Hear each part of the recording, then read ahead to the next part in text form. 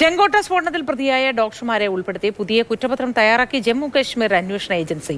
Nowgam police സ്റ്റേഷനിൽ എടുത്ത കേസിലാണ് കുറ്റപത്രം. 10 പേരാണ് ഈ കേസിൽ പ്രതികൾ. വിഷ്ണു പ്രസാദ് വിവരങ്ങളുമായി ചേരുന്നുണ്ട്. വിഷ്ണു, എന്താണ് ഈ കുറ്റപത്രത്തിൽ ഉള്ളത്? വിശദാംശങ്ങൾ എന്ത്?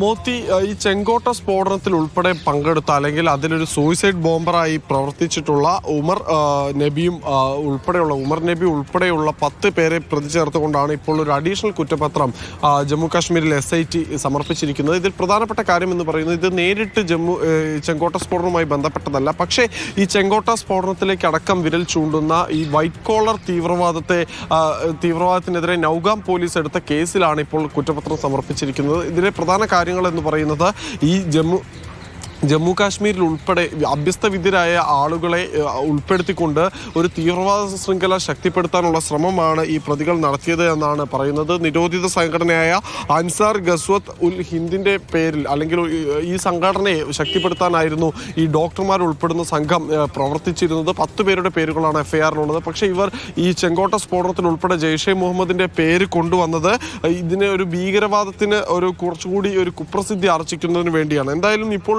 രജിസ്റ്റർ ചെയ്ത കേസ് പ്രകാരം ഈ ഡോക്ടർ എന്ന ജോലി മറയാക്കി ഭീകരവാദ പ്രവർത്തനങ്ങളിൽ ഏർപ്പെട്ടു. ഒപ്പം തന്നെ സ്ഫോടക വസ്തുക്കൾ രാജ്യത്തിന്റെ വിവിധ ഭാഗങ്ങളിൽ നിന്നും രാജ്യത്തിന് പുറത്തുനിന്നും സംഘടിപ്പിച്ചു തുടങ്ങിയ കുറ്റങ്ങളാണ് ഇവർക്കെതിരെ ചുമത്തിയിരിക്കുന്നത്.